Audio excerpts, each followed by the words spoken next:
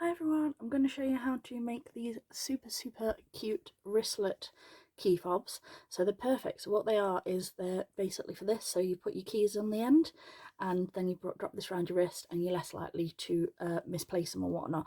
And like I said, they're perfect for hanging on key hooks as well. So this is a nice cow print one. And we're going to do one similar. And we've also got our key fob hardware. I'll put all the links for the description below.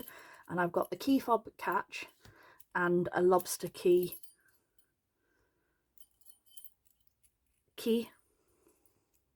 fob as well. Now with mine, I always, sorry, excuse me a second, being cack-handed. So before I start, I always take this bit off because it makes it easier.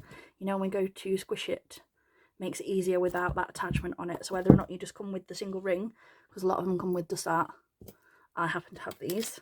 So you just take that off for a moment while we get ready to do this bit. Now, another little trick that I've learned today is I am a big fan of my metal rulers. So the metal ruler on mine, it's got these extra lines this side. So on this side, which is your left, the perfect width for your key fob, if you put this against it, is where that line reaches. So what I do is I put that on top here. I'm just going to flip it over.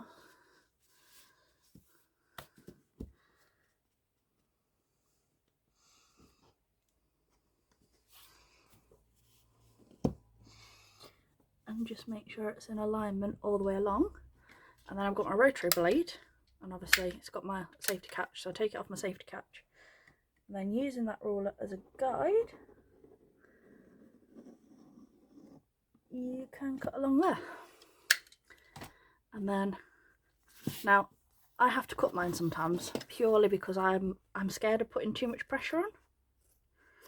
But it gives you a nice clean line anyway, and if you're better with the rotary blade and not terrified of cutting off your finger and actually put the correct amount of pressure and you're using your cutting mat, it does tend to cleanly cut. I just have very weak hands a lot of the time, if that makes sense. So as you can see, pretty even all the way along, as you can see, and it is the perfect width for our key fob. So the other thing I do just to keep things in alignment is I put a tiny bit of glue across there and just line my ends up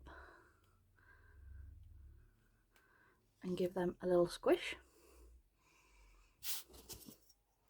Move a ruler out of the way. And then I always do it with the catch side down. So pop that in and then take your fob. Make sure that your key fob is, or your wristlet is all the way to the back before you squish.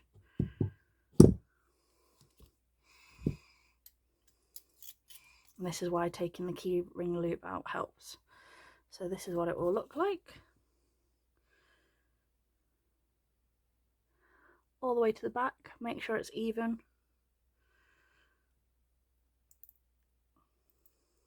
And before you do your final squish, you see you've got the grip now at the back. Just double check that it's all in alignment and that you've not got like one side like too far off to the left or the right. And when you're happy, that's when you do your final squish down. And then there's your little key fob, well, wristlet. Now I've got my lobster clasp, so we can attach that before we push that down. Again, because my weak hands. There you go. And I also got this super cute cow charm from Sophia Grace, and I thought that'd be perfect for this one. So I used to make jewellery, so I've got some extra bits and pieces here. I've got some flat nose pliers and a jump ring. So I'm going to take my charm, I'm going to thread my jump ring through it, I'm going to thread it over the key charm there. We're going to take one set of pliers that side one set of pliers this side.